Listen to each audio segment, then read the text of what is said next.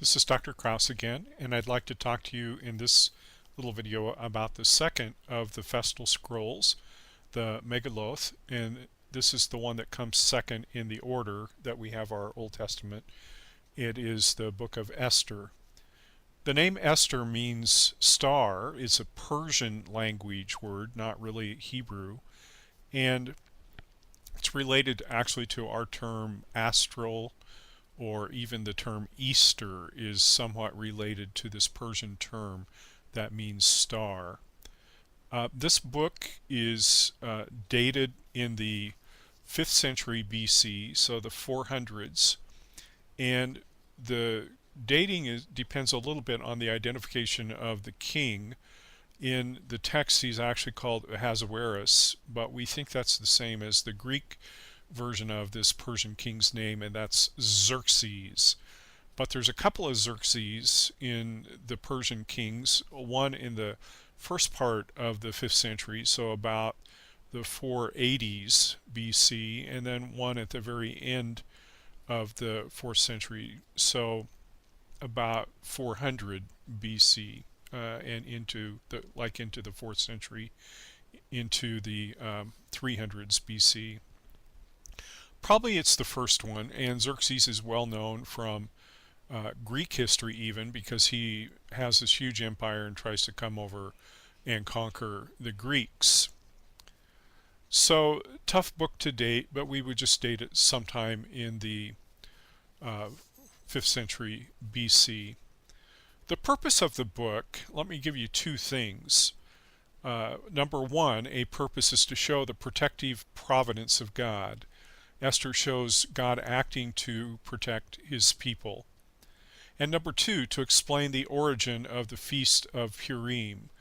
And this is the holiday associated with Esther is the Feast of Purim, which is in the month of Adar, and that's usually in our month of March, so kind of early spring. And the whole idea of Purim is to celebrate the deliverance of the Persian Jews through Queen Esther.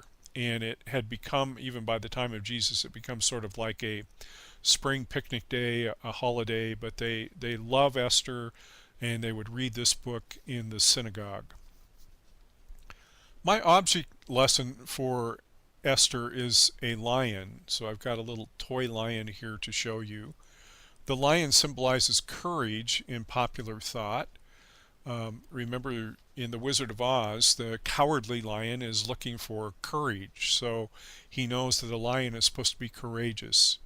Esther must act with great courage in order to save her people, so our object for Esther is lion, and our word is courage. I want to read for you then the very important text in chapter 4 and set up this story just a little bit. Most of you will know it. But Esther is a young Jewish girl who is chosen to be the new queen of the Persians by the king. This is Xerxes, or Ahasuerus. And he's had lots of queens and he has lots of wives. So it's kind of a situation that we don't relate to very well, of this king with lots of wives, but she is the new queen, the main wife, and takes the place of the earlier queen, Queen Vashti, and is the king's favorite. She's probably not very old, maybe 16, 17 years old. She's a young girl, young woman, and yet she and her relative, and his name is Mordecai, sometimes we see him portrayed as her uncle, but some type of a relative. The Hebrew word isn't that specific. And he's the one who acts as her father, but he finds out about a plot to kill all of the Persian Jews, and this is by a very powerful man in the royal court named Haman. And Haman hates Mordecai. He's going to get these Jews killed and put to death, and Mordecai realizes they are in great danger.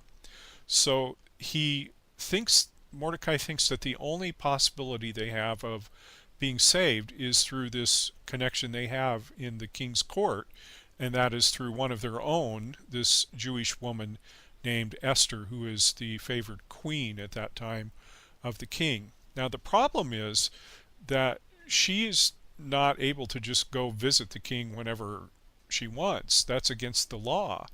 She has to be invited.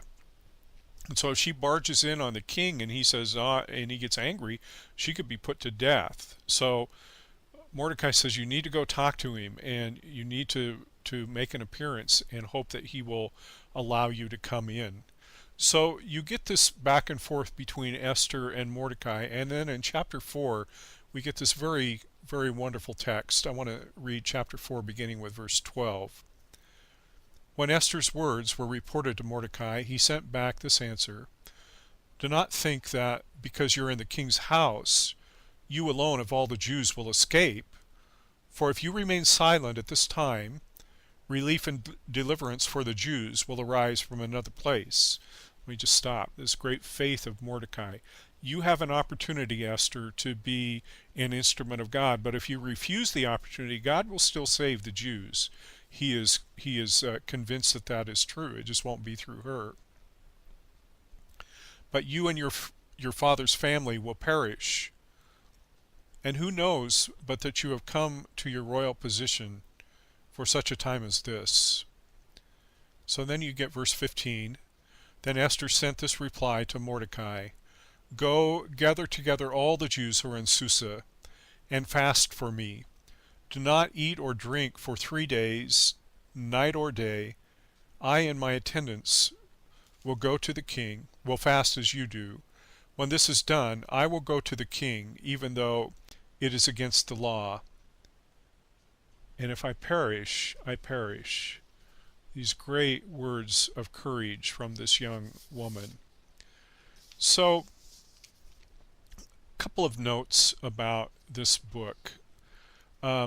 Esther was a very favorite writing of the common Jewish people of later times, like the time of Jesus. It was read each year on the Feast of Purim, and as we mentioned, was included in this collection of the 5 Festal scrolls in the larger collection of the writings, the Ketubim. Purim is in the month of Adar, in the spring, and the setting for the story, as mentioned here, is the city of Susa, also known as Shushan. This is mentioned as the palace of the Persian kings, both here in Esther, also mentioned in Nehemiah and in the book of Daniel. We know from history and from excavations this was the winter palace of the Persian kings. It was very, very warm, very hot in the summer, so they would move their royal court to Susa in the winter. Would be more comfortable. This is in the modern nation of Iran. So the ruins of Susa have been extensively excavated. Esther was one of the last books to be accepted into the Old Testament canon, and the Jews who were making these decisions, should it be part of the writings or not, they had problems with it for 2 major reasons. One is that it nowhere mentions God, the name of God, in the book, and yet some people would say the book is permeated by the presence of God, even though the name of God is not found. But 2, some were upset because it sanctions a festival, Purim, that's not authorized by the Torah, by Exodus or Numbers or Deuteronomy. It's not like Passover or Pentecost or Yom Kippur or the Day of Atonement, these very important authorized festivals. But it was accepted largely because it was just very popular and the people loved the book.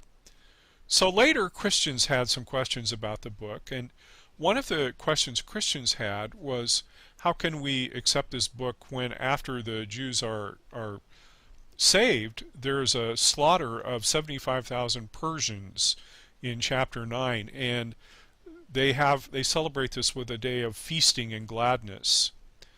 Martin Luther was one of the ones who did not like this book, and so even though Luther was a very influential person, we don't necessarily follow him on everything, and I would say that it has a valid place in the hearts of Bible-believing people. This book portrays how God works in very difficult circumstances. and still has meaning for us today. So it's kind of a complicated story. You have to read it carefully, but the payoff is great, and the faith and the courage of this young woman is something that we should pay attention to.